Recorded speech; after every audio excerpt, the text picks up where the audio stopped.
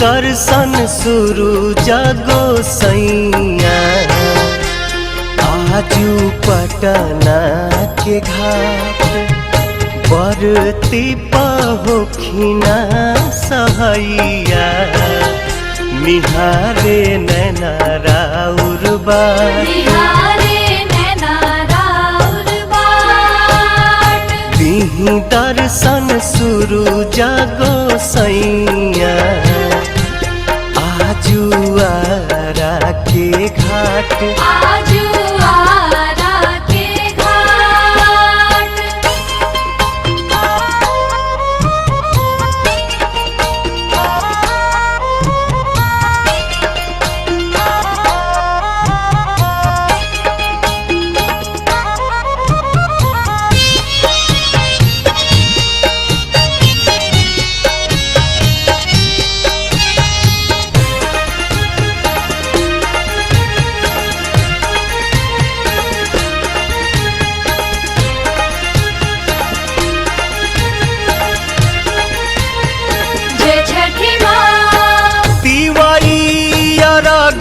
देवे अली गंगा घाटिया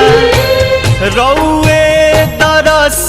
के बेकल बाटे अखिया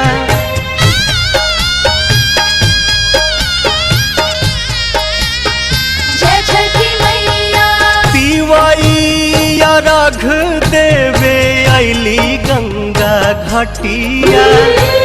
रौए दरस के बेकल बाटे अखिया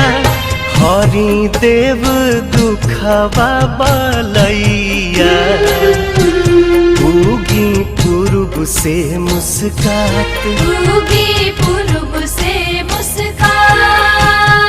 दीही दर्शन शुरू जागो सैया आजू देव मुंगा के घाट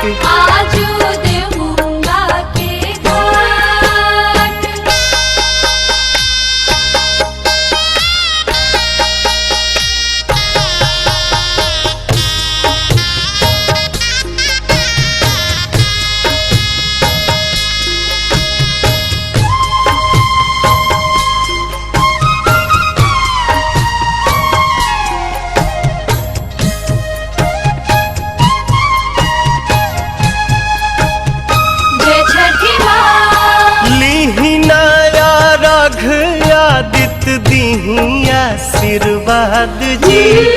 बरतिन के पूरा करी मन के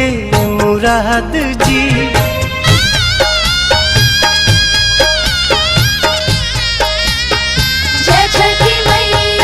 लीहिना अर्घ आदित्य दीही आशीर्वाद जी बरतिन के पूरा करी मन के मुराद जी पवन गोविंद परेले पैया दर्शन दीही साक छात दीही दर्शन शुरू जागो सैया आजू बगसर के घाट